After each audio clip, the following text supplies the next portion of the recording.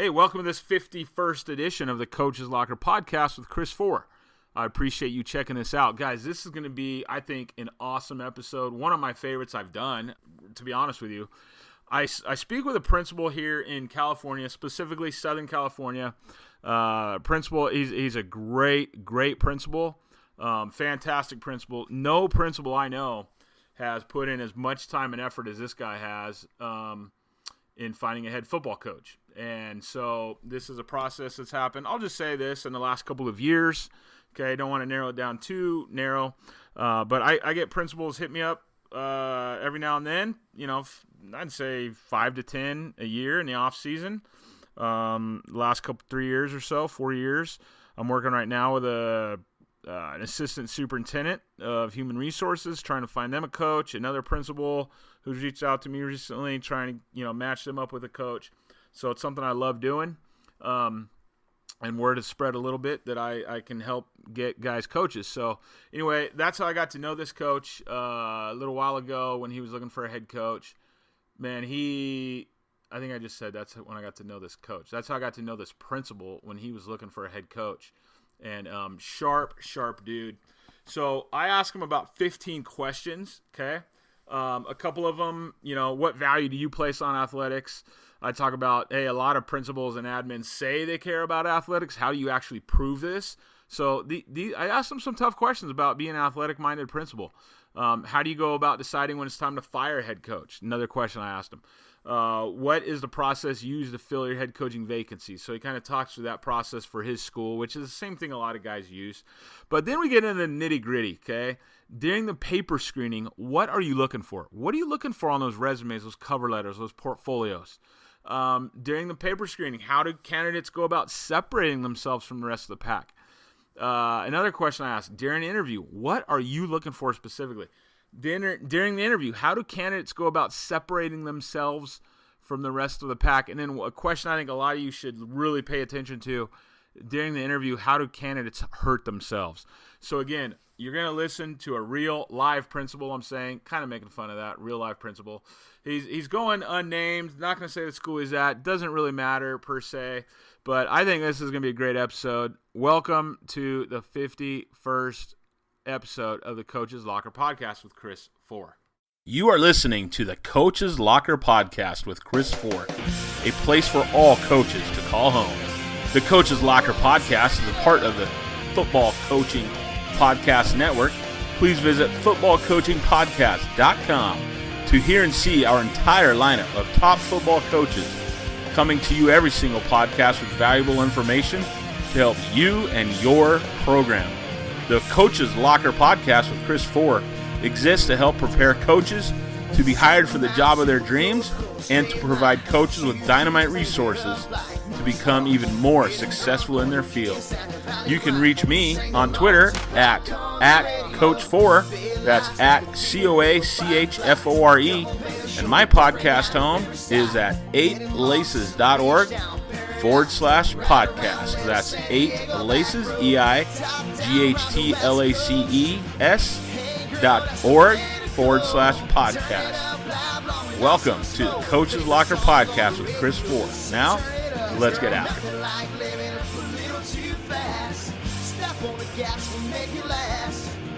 Hands up, forget about the past, 'cause you and I's everything I ever asked for. Top down round the West Coast.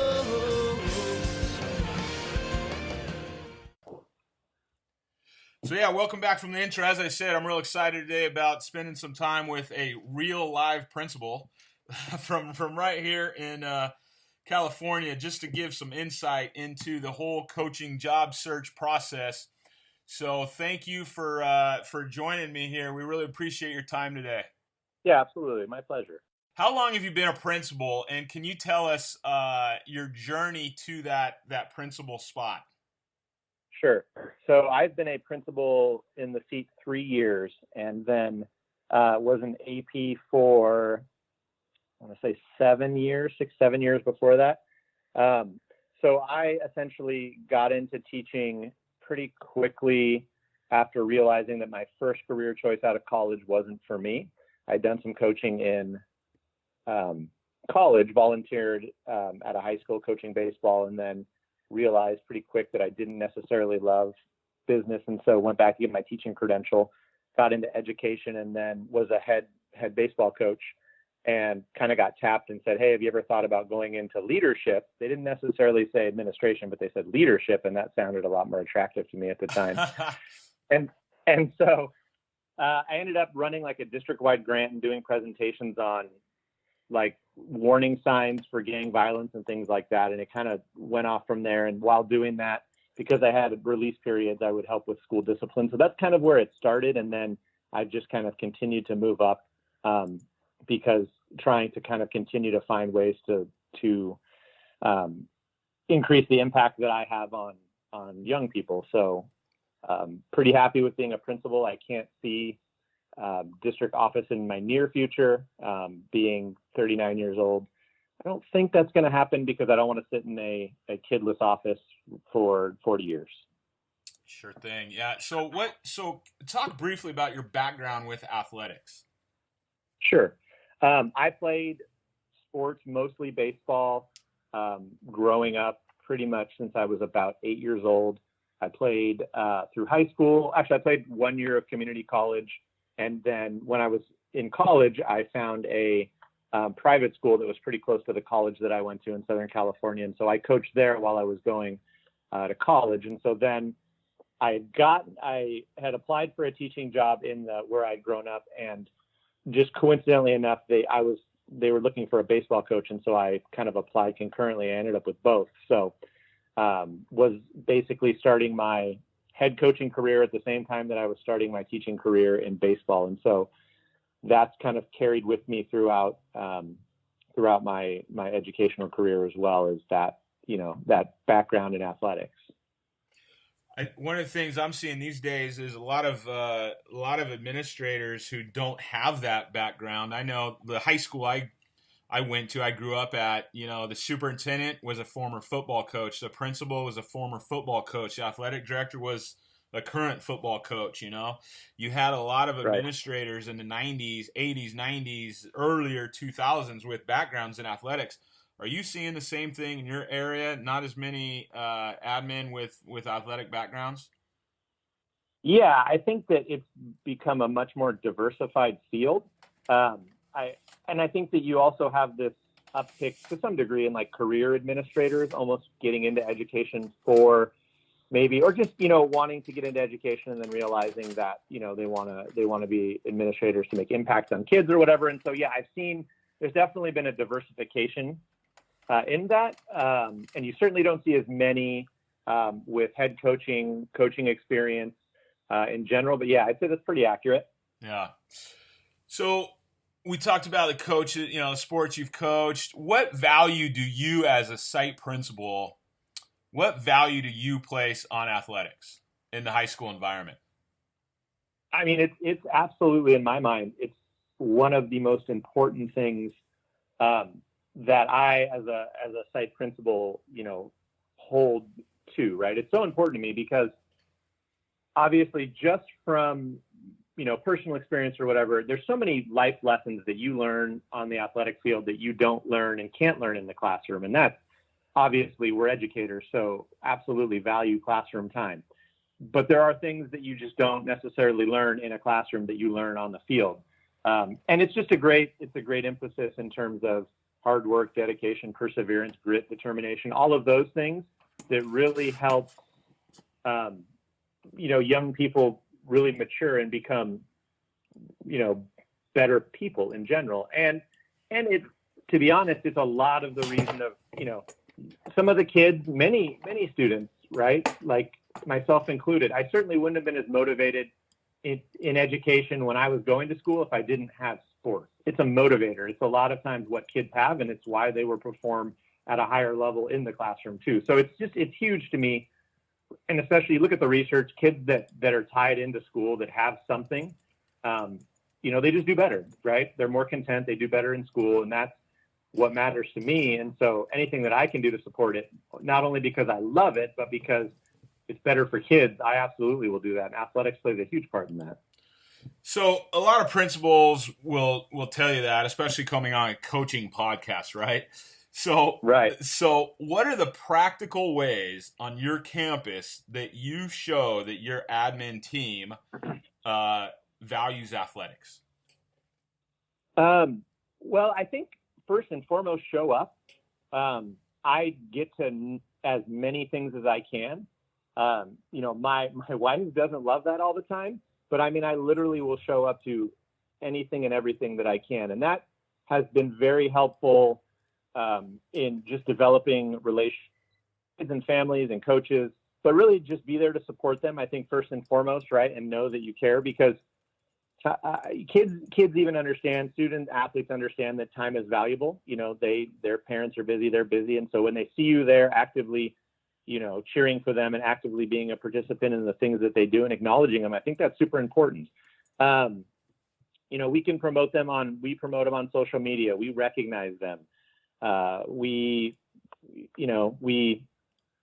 even to the point of, I can't always, one thing people will say is like, well, if you were supportive of athletics, you would get them things. Well, that's a more challenging thing, right? Like, site budgets are what they are, and I don't necessarily choose what my site budget is, but there are things that I can do to help support athletics with my site budget. I can provide things like tutors, right?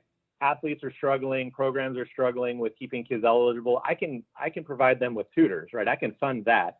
I can be an advocate in a public education system to do things like facilities upkeep, right? Be the squeaky wheel to try to get stuff. Go, to either city or the district and try to continue to make our facilities be the best things that they can be. We get new football turf this summer. I was not content with just having green turf laid down. I wanted it to be unique. I wanted it to look, I wanted it to be something that our kids were excited to come and play on. So those are things that just off the cuff that I think we can do. Supporting coaches, right? One of the most powerful things we can do is we hold the key to teaching job to some level, right? So giving our coaches for our sports, our high impact kind of sports, the ones that are the bigger programs, when we have openings, going to them and offering first cracks at interviews for coaching jobs, obviously within our district system. But, if I can get more on-campus coaches and assistant coaches, I know those programs are going to be more impactful, right? Because you're going to have more touch points on kids, and kids are going to know that, 3 of their coaches are on campus and they can go to them for things. And those coaches in turn are going to be looking up, checking in on kids, making sure, and it's helpful for your school culture in that way too. So those are things. We can fund things like router buses. We did router buses to all of our away football games this year because we wanted to make sure that, they had, kids had their friends and family there to support them. So those are things we can do. I got the running deal too. Any team that wins a CIF championship, while I'm the principal, I'll get a tattoo for them. You'll get it. What? You'll get a tattoo? I do. I have one already for baseball, but yeah, I'll get a tattoo to commemorate it. Wow. That's awesome. That's very cool. I drew the limit. I do tell kids I draw the limit at individuals. I'm not putting your name on me. Yeah, there you go. There you go. Who gets to draw that tattoo? I just let the artist do it. Like, it'll be like a school logo or something. Nice, man. That's awesome. I've never heard of that. That's awesome. Okay. Yeah. So, no, those are some great ways. And I think it goes to speak like the culture. Like, there's some administrators out there, they wouldn't even think of, hey, let's get a router bus, And then you got some who might think of it, but then say, well, fund it on your own. And then, like you said, you've got a whole nother level. Not only are we going to think of funding it, we're going to fund it. We're going to get the supervision for it. So that's an awesome thing. Your field, we're putting in a brand new field turf at my place right now. And, we're fortunate. The admin at the district office came down, spoke with our principal, who has a long history in athletics and got his feedback and ideas and hey, what, so that those sort of things are awesome to hear of what you're doing there. You spoke a little bit. I saw, a funny thing. I saw the photos you posted on Twitter.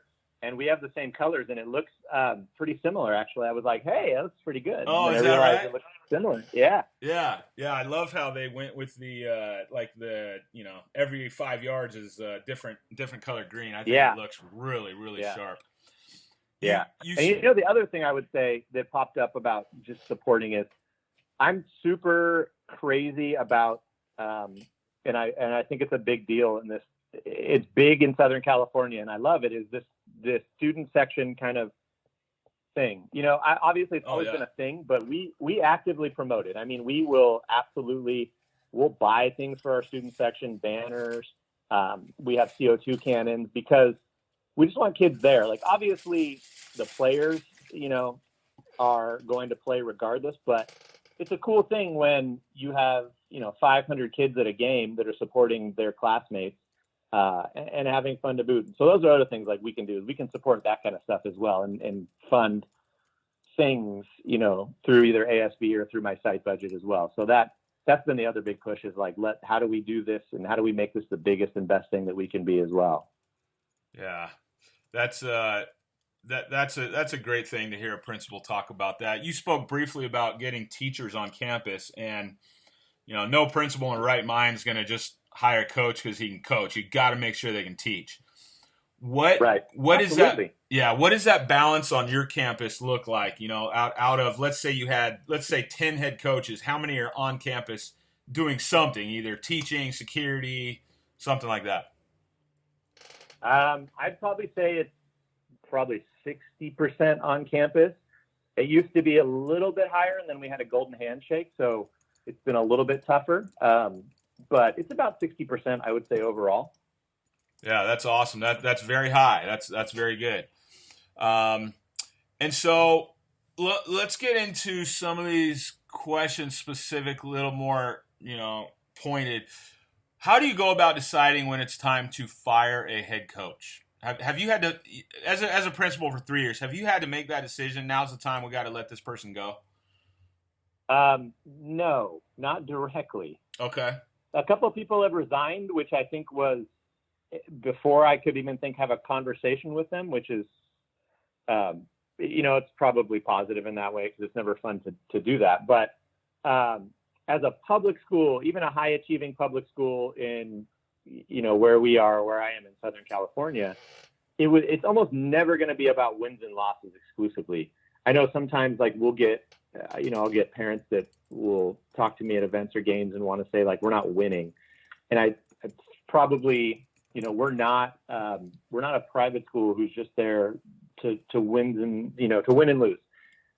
But there are things there that I feel like, okay, what in terms of what's the student athlete experience looking like? Is that suffering? Are we hearing things that kids aren't having good experience? Absolute zero tolerance for, kids getting berated and things like that just for the sake of getting berated. And so Those are things where we would start to look at okay, what's going on here? Let's look a little closer at this. And are they still at the point where their program is matching the school's mission and vision of what we want to achieve? And those are kind of the big things we look at, right? Is it contributing to our school culture? Are kids having good experiences? Are they developing as human beings, right? Are they learning the natural and innate lessons that sports teaches them? Or are they learning the wrong lessons, right? Or is that coach not an effective leader at this point anymore? Those are things that we would look at and we kind of assess every year when I sit down with the AD and say, where are we with things? And kind of looking at each coach and sport individually. Yeah. Well, you're lucky you haven't had to fire one in 3 years. We've had to fire 3 in the last year. That's rough. It's rough. It's never. Yeah, and I mean, there have been times when we're like, hey, it's probably time to maybe have a conversation. Yeah. And that person will kind of, I think, arrive at that same determination. And, good for them to have, the self-awareness to realize that for whatever reason, it's not working in the current spot that they're at and that it's time for them to move on. Yeah. All right. How much does local politics, maybe you haven't had to do that as a principal yet, but sounds like you've had some conversations or things came to you before you had to make that decision. One of the things I've seen as an athletic director, as an administrator, one of the things I've seen is the local politics that go into making a decision. It's time to move a coach on, almost to the point, hey, can't make that decision even as a site principal. You got to go to, HR or school board. In some cases you'll have that. How much in your district, maybe you could speak in your area, How much does the politics go into making that kind of a coaching change? Yeah.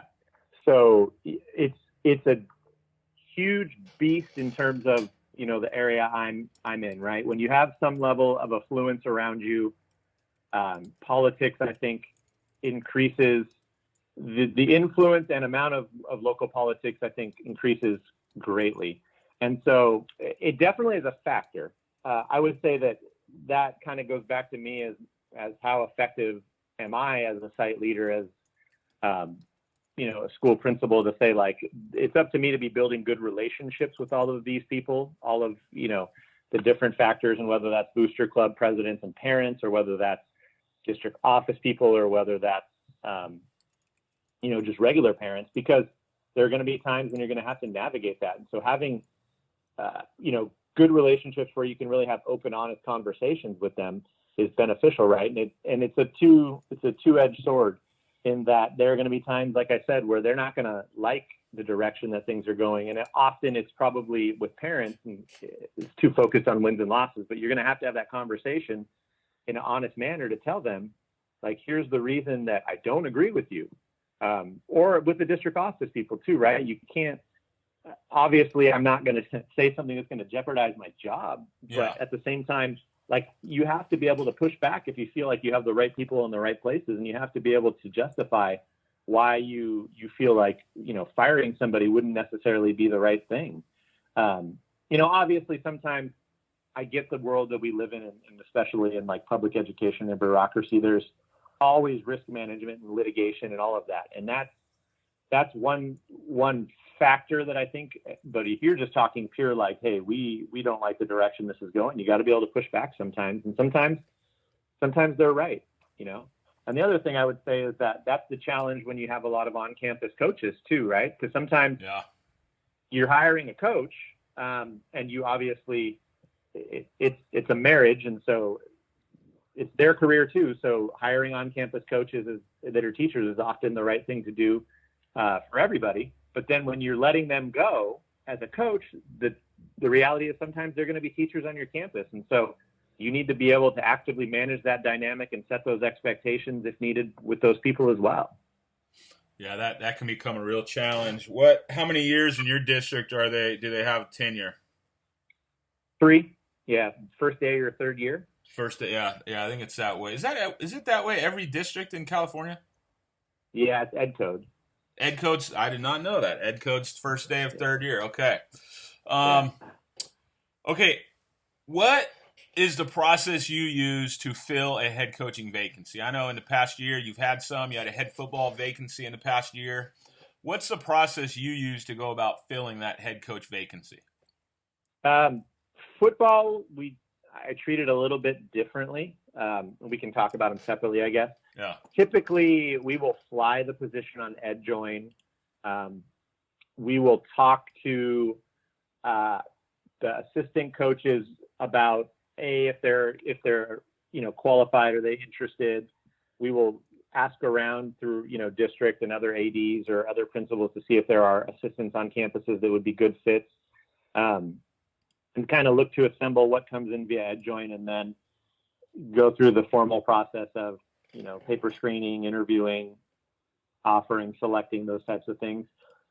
With football, obviously, I treated it quite different in that I didn't want to be held to just who was going to come in via Ed Join and happen to see it. It's just, football is too important, right? It's too important to your school culture. It impacts too many kids, both directly and indirectly. I mean, it's like the last vestige of true, community events that I think we have. And so I was very proactive in doing that. And we kind of sat down with my AD and another assistant principal and assembled like a pretty comprehensive list, like spreadsheet of all of the, people in Southern California that we felt like we would want to reach out to. And then I personally actively reached out to like 40 people, just ongoing. Wow. About, would you be interested in having a conversation about it? Because I know people are sensitive to, wanting to get out there, like they're happy with their current job. They certainly don't want it to be known to their players or to their schools or administration that they're out there, pounding the pavement looking for new jobs. And so I was sensitive to that. And I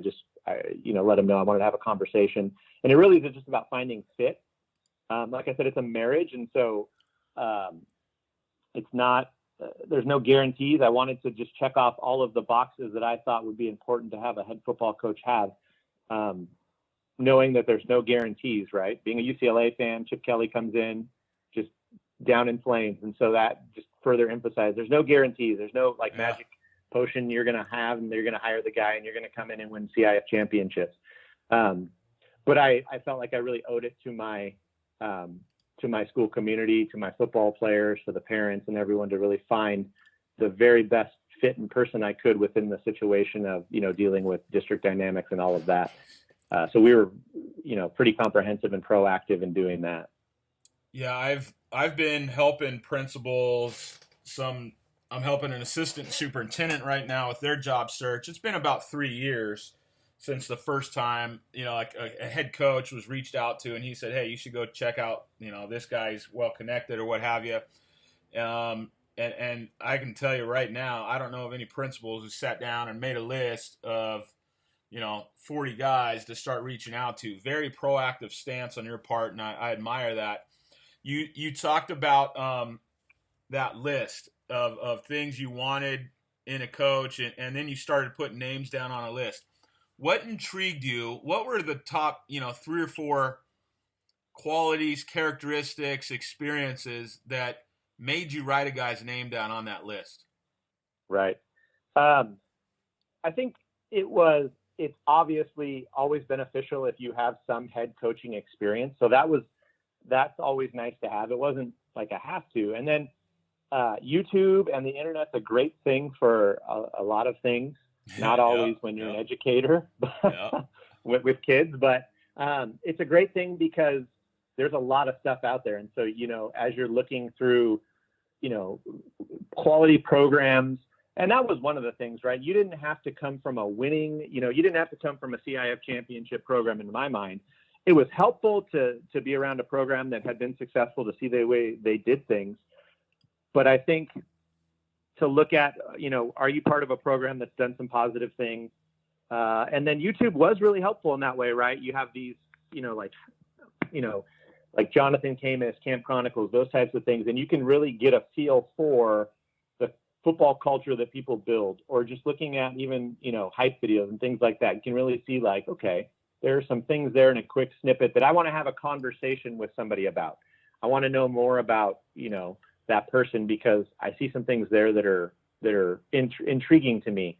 And so that's how we kind of went about it, right? We just kind of went about it in a somewhat meticulous and as scientific a manner as we could. We certainly we cast a pretty wide net, but I think, I felt like we needed to do that. Yeah.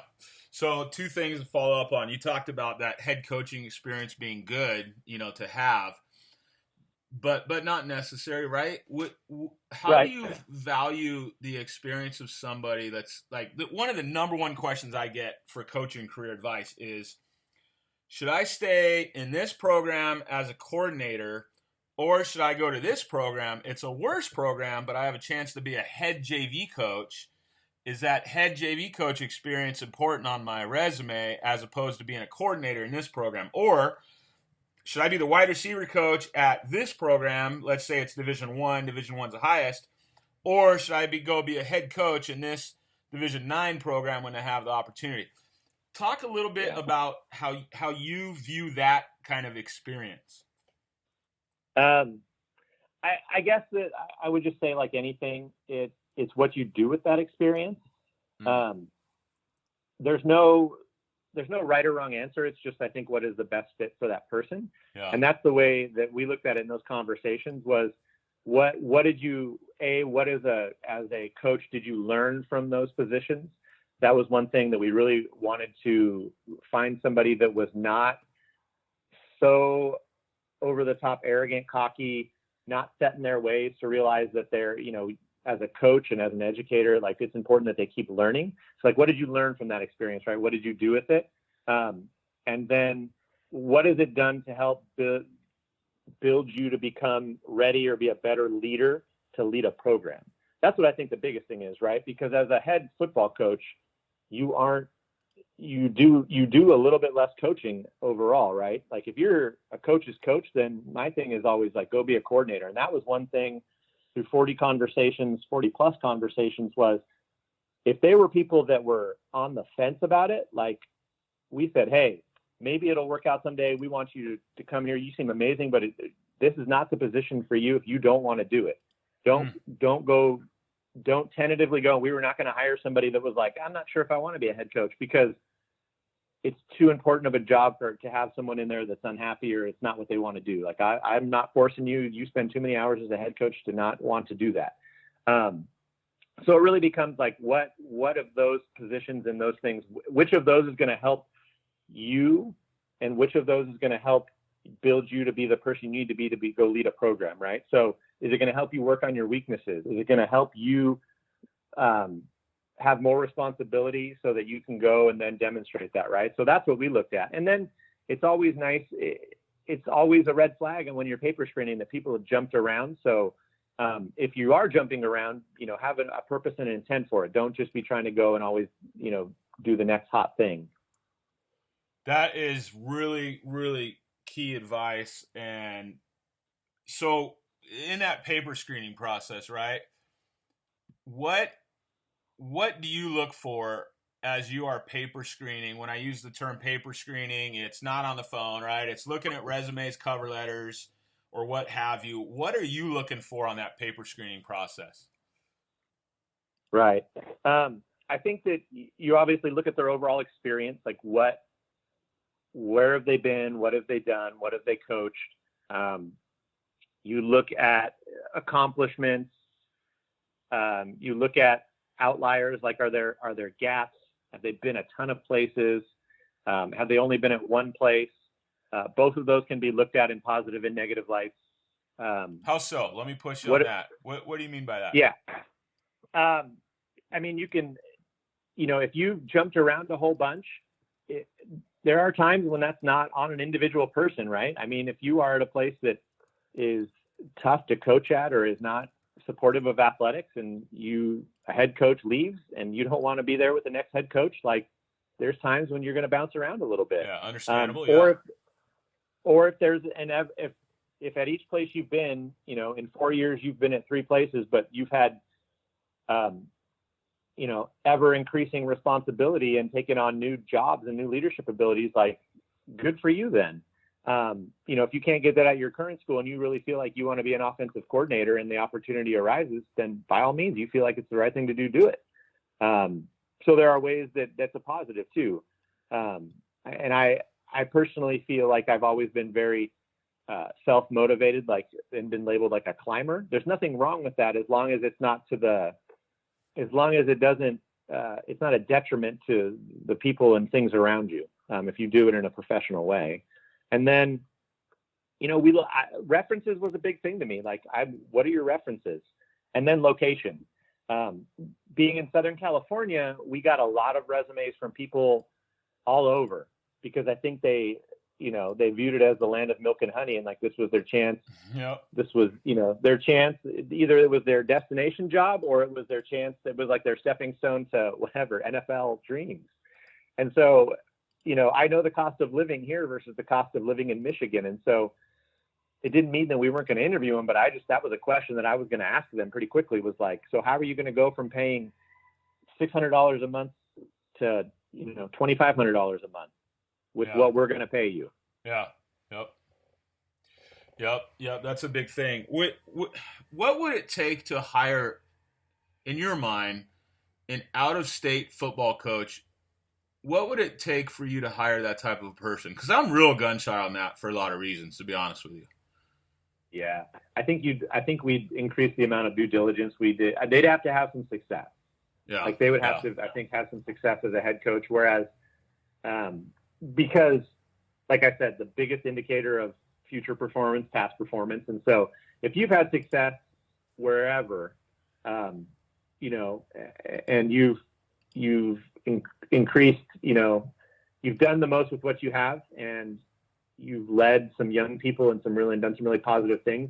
I think it's worth a chance, but I think there have been some schools that have done it around us, and it hasn't always turned out very well, at least from the perspective of they didn't stick around very long and they didn't perform all that well either. Yeah, that's good. That's awesome. So you get through the paper screening part of things. Well, let me ask this, actually. Another question I want to ask you. During the paper screening process, how do candidates hurt themselves and take them out of the running when it's a paper screen? Having simple things that we tell our students, make sure it has the right school name on it, make sure that your resume is updated, make sure that it's laid out in a way that's logical and kind of tells the story right. I mean, in a paper screening, you are trying to make an impression and tell your story on, just a handful of sheets of paper. And so do whatever you can to make sure that that's telling that story. Answer the normal questions, right? Like, why do you want to be a head coach? And if you do, why, right? Like, what's your objective here? Is it to be a head coach? Is it to be a head coach and win a CIF title? Like, spell that out. It's nice to know. It's nice to get to know somebody on paper first. And if I have to put a ton of effort into trying to figure out what's going on in your screening, I'm busy enough where I'm probably just going to pitch it to the side. Yeah. Yeah. And if you end up being somewhere and win 10 CIF titles later, like, that's on me, but try to make it easy on the people that are paper screening. Absolutely. Did you have anybody reach out to you with a cover letter that had the wrong school name on it, or an email with the wrong principal's name on it? Yeah, we had that. We Yeah. had a couple. That's why I was so proactive. I'm like, I'm not going to be forced to take these 5 people and those are the only people. It's just too important of a job. Yeah, absolutely. So during the interview, what are you looking for? And I know you guys, it was a little different than I think it was. I might be wrong, but I think your process, because you were so proactive, it was a little different than, hey, we're going to collect these paper, resumes and applications until March 1st. We're going to do interviews on March 10th. We're going to do second round interviews on March 15th. But in that interview process that you guys go through, what are you looking for in that interview room? I think first one thing is I thought is important with any of our coaches is that we put people, not just administrators, on there. Our parents do a lot to support, and so I want to be able to do everything I can. Like I said, it's a marriage in my mind. So what am I doing to make sure that they are set up to be successful from day one? And part of that is having influential parents behind that hire. So booster club people, because when we're talking football, we're talking a booster club that raises $250,000, $300,000 a year annual budget. And wow, I want to make sure that that's not going to be an issue. And so I had people from our booster club. I sat down with our entire football school community and said, all right, like, what is it you're looking for? What are real important characteristics? I said, we're not going to name names because there's just too much that goes into that, right?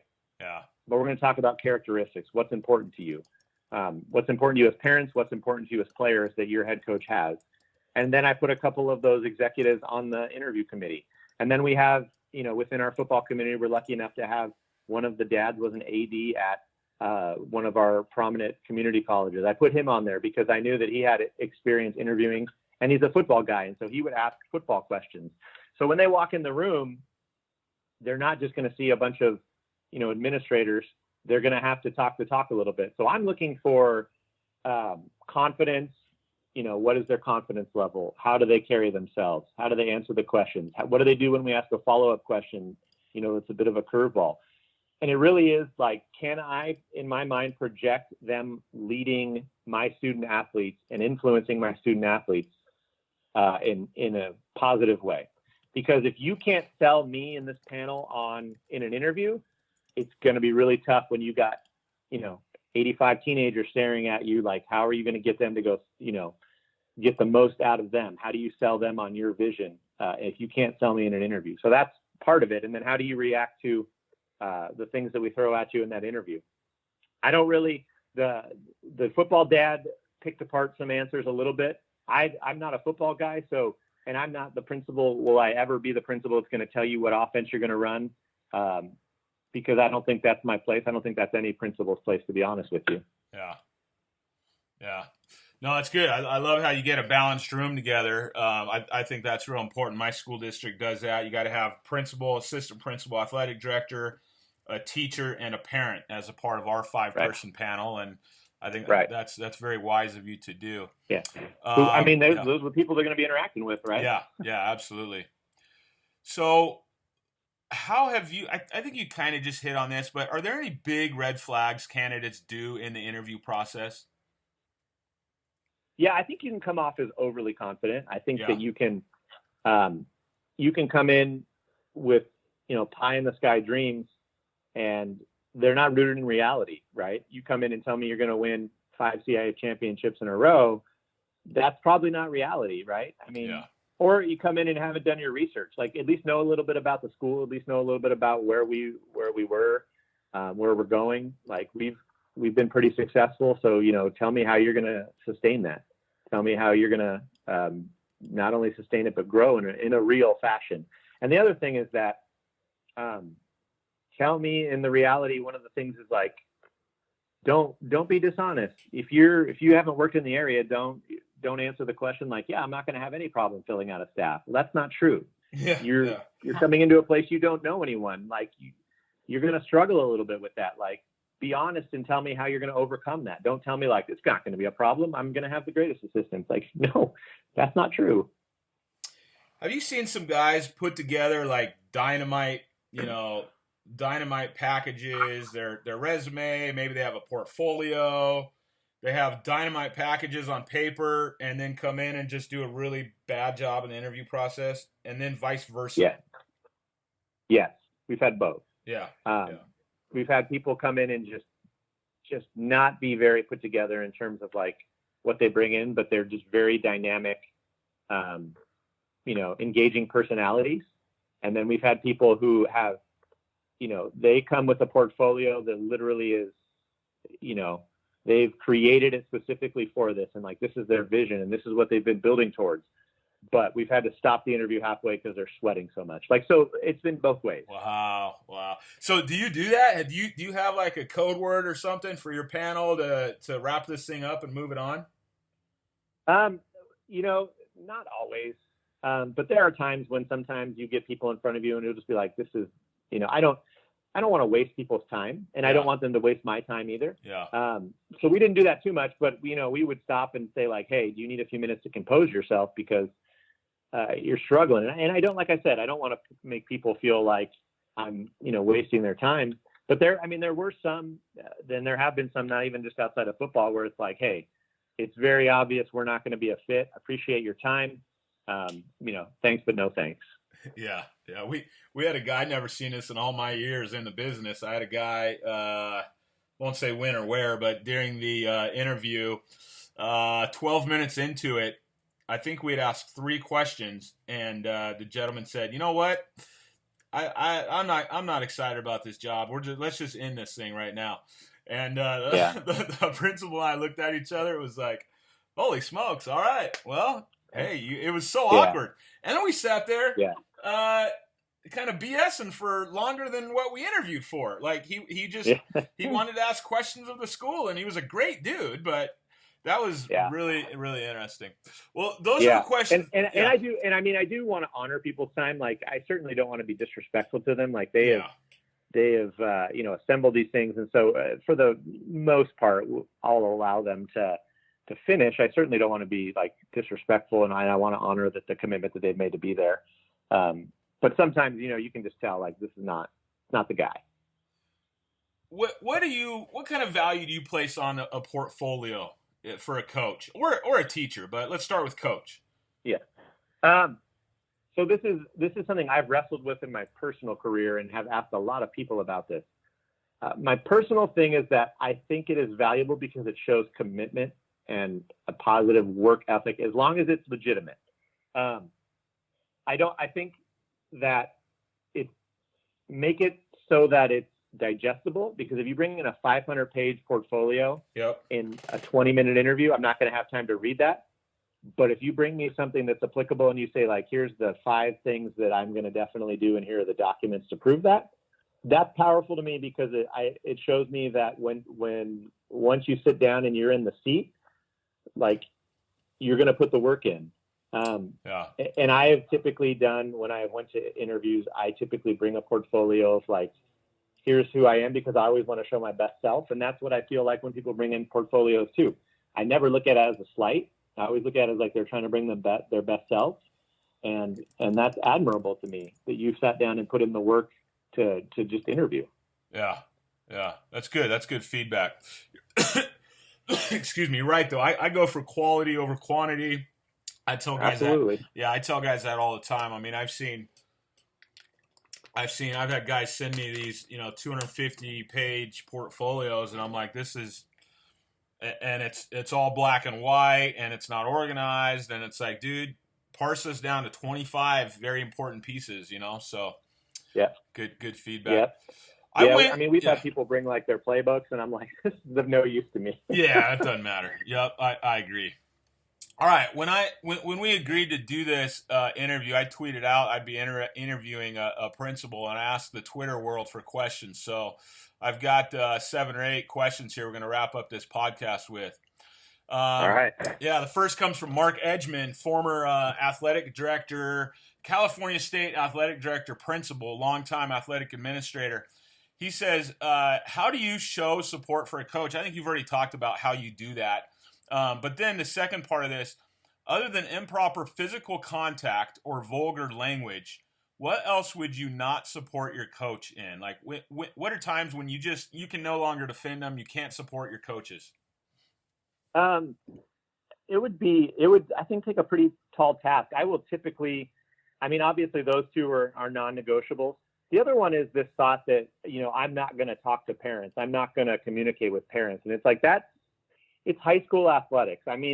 We can discuss whether or not we agree or disagree with the direction that, things have taken. But when a parent reaches out, like, it's a non-negotiable that you at least communicate back to them and set up a time to talk to them, because it's their kids, right? First and foremost, before they're student athletes or our students or your players, they are like, that's their parents. And so absolutely, it's a non-negotiable that you're not going to communicate with them. Doesn't mean you have to give in or tell them if you feel strongly that they're asking or, not being reasonable, like, that's where I can step in and meet with you. And that's one thing that I'm always more than happy to do. If there's a parent or an issue that, coaches are concerned about, or that's one way I can support, like AD or myself or both. We can sit down and we can meet and navigate the issue and be solution focused about it, or frame the parents to let them know, like, you might not walk away happy, but you're going to have reasons for why, and at the end of the meeting. But yeah, that's one of the things, is like, that's a no-go for me. Like, you got to communicate with parents and be able to address and answer their questions, even if you don't agree with them. Absolutely. The next one comes from Hugo Rivas. He says this: with today's helicopter parent culture, what steps would you take to support your head coach? I think it goes back to that, right? Like, being willing to step in, but also building good relationships with those parents, and making sure that you're out there and you're available and you're willing to step in. Oftentimes, I think that just being proactive helps address a lot of that, both on the coaching side and on the admin side, and over communicating things, because I think a lot of times helicopter parents just sometimes don't feel like they're being communicated with. Not always, but I feel like that's helped a lot, right, in shaping expectations and being able to communicate, but also just being there to support coaches so that coaches don't feel like they're out on an island all the time. That's important. Next one comes from Coach Kenny Simpson, out-of-state guy. He says, do you believe a successful football program contributes to a great school culture? And I think you've addressed that, but can you answer that question also? Yes, without a doubt. It is probably one of the single most impactful things on a comprehensive high school campus, regardless of state or location. It's a positive thing to have a positive, successful football program. And that was one of the things that was so important as a head coach, right? A head football coach is as well known, if not more well known, at high schools than the principal is. So why would you then leave that up to whoever applies to that job, right? Why would you leave it up to someone that you have questions about, who's going to be such a representative of your school and of your student body. Awesome. I agree. You cannot sit back and wait. Way too many principals do that with their hiring. Okay. Another one said, we've hit on it here, but let's talk about nuts and bolts. A question from Kevin Meyer. I would really like to know how he deals with parent complaints regarding coaches. So let's walk us through that. You get an email, right? Who, let's just say, let's make up a Quidditch, since you probably don't feel that. Quidditch, right?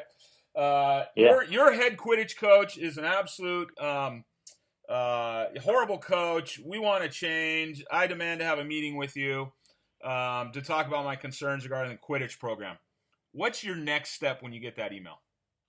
Probably reach out to the coach, give them a heads up, let them know kind of the contents of the complaint. And I try to do it in person if I can, only because email is not very good at conveying any type of emotion whatsoever. And so I want to make sure that I go out there and let them know. Just because I'm asking these questions doesn't mean that, allegations or things that they bring up are absolute truth. I just want them to know, like, I'm going to respond to them because it's my professional obligation to do so.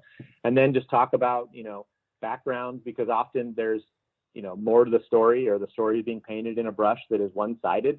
And so look at it that way, and then talk about what the coach feels like would be the best next step. Sometimes the coach says, like, no, let me reach out to the parent and sit down. And that's often an absolutely good suggestion and solution. Or if they want to meet, I can. If the parent doesn't want to meet with the coach, not ideal, but we certainly, can do that. And then just talk through it with the parent, right? And when I get to that meeting with the parent and asking for more details, let's get down to what the actual reasoning behind it is, right?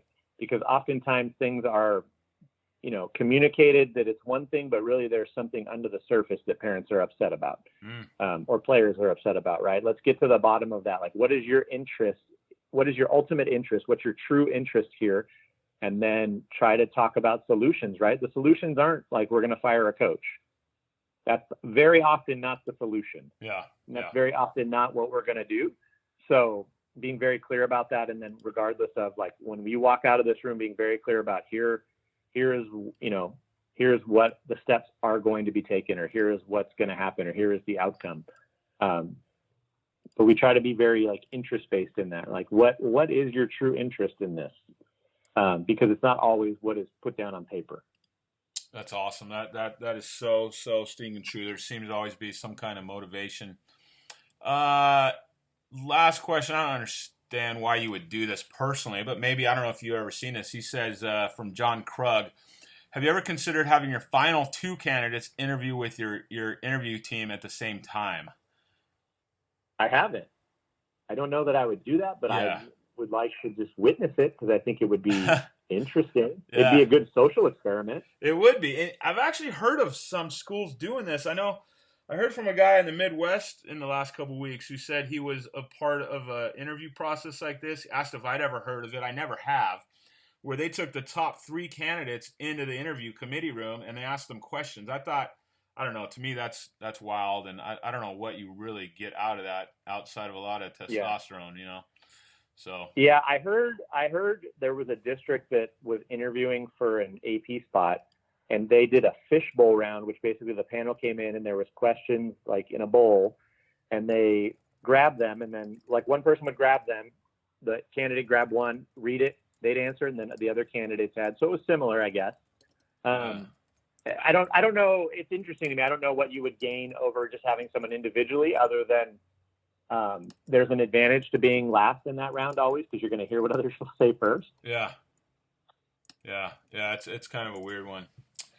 Well, listen, we appreciate your time very much. I love the insight you've provided. I think it's going to help a lot of coaches. I know I'll be referring coaches back to this podcast a lot as they look out, and this unique insight directly from a principal in the seat is valuable. And I thank you for your approach to athletics on your campus. I know coaches appreciate it. The two driving forces these days for coaches leaving the profession, which in turn is going to hurt kids down the road, number one is parents, and number two are administrators. So I'm thankful there are administrators like you out there who value athletics, who value students enough to value athletics. And again, thanks for spending an hour with us today. Yeah, absolutely. And yeah, thanks to you as well. I mean, you were such a great help and a resource during our football coaching search with people and advice. And so, I always refer people when they have to go do a head coaching search to you. So greatly appreciate what you do and what you offer to high school athletics as well. All right. You got a great rest. I know it's beautiful up here. I'm sure it's beautiful where you're at this today. Not bad. Yeah, not bad here in Southern California. Have a great rest of the day. All right. Thanks, Chris. See ya. Well, hey, thanks for checking out that podcast, folks. I hope you learned something. I really do. If there's something I said during this podcast you want to reach out to me, great place to do that is on Twitter. Just shoot me a DM there. It's at Coach Fore, at COACHFORE, or hit me up in the email, Chris, CHRIS, at EIGHTLACES.org.